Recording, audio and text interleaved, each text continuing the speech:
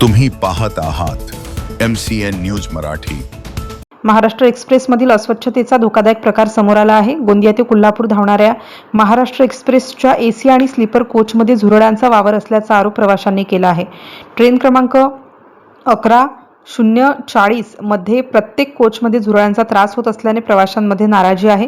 महागडे तिकीट काढून आरामदायी प्रवासाची अपेक्षा करणाऱ्या प्रवाशांना AC कोचमध्येही झुरळांचा सामना करावा लागत असल्याचा दावा करण्यात येत आहे। पूर्वीच्या तुलनेत ट्रेनमधील स्वच्छता आणि देखभाल व्यवस्था ढासळल्याचा आरोप प्रवाशांकडून होत आहे। त्यामुळे मध्य रेल्वे प्रशासनाने तातडीने स्वच्छता, कीटक नियंत्रण आणि कोचच्या देखभालीकडे लक्ष द्यावे अशी मागणी प्रवाशांनी केली आहे। MCN न्यूज मराठीकरिता रवींद्र शिरस्कार, बुलढाणा।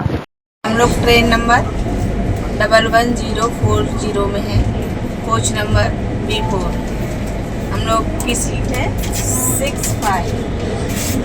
यहाँ पे बहुत सारे कॉकरोच निकल रहे हैं और अभी वो जो अटेंडेंट होता है वो आकर और कॉकरोचेस को हिट किया है, काला हिट मारा है। तो ये किस तरह की व्यवस्था है।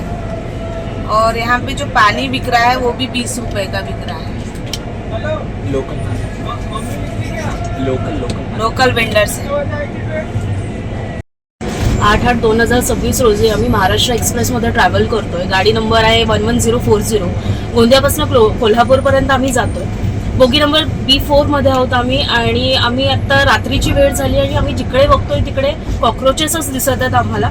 त्यामुळे रेल्वे प्रशासनाने सुरक्षा व्यवस्था म्हणा किंवा स्वास्थ्य व्यवस्था प्रवाशांची कुठपर्यंत घेऊन गेले आहेत ते आणि काय पद्धतीची सेवा आम्हाला देतात, कारण आम्ही आता AC कोचमध्ये आहोत आणि AC कोचची जर ही अवस्था असेल तर कदाचित आम्ही जनरलमध्येच गेलो असतो। कदाचित हा प्रश्न मोठा आहे। दुसरी गोष्ट ही म्हणायची की पाण्याची व्यवस्था जी आपण म्हणतो की 15 रुपयाला जी बॉटल मिळते आपल्याला ती आता त्या लोकांनी 20 रुपयाला केलेली आहे। म्हणजे आम्ही त्यांना बोलतोय तरी त्यांनी ते 15 रुपयालाच देतात। म्हणजे आम्ही बोलतोय म्हणजे त्यांचे व्हिडिओजच काढून सगळ्यांपर्यंत पोहोचले तर कदाचित आम्हाला ते बॉटल 15 रुपयाला मिळेल की काय असा प्रश्न सुद्धा वर्णीवर आलेला आहे। आणि आम्ही इथे आलोय तर व्यवस्थितपणे, पण आमच्याकडे जिथे बघावं तिकडे सगळीकडे कॉकरोचेस येतात।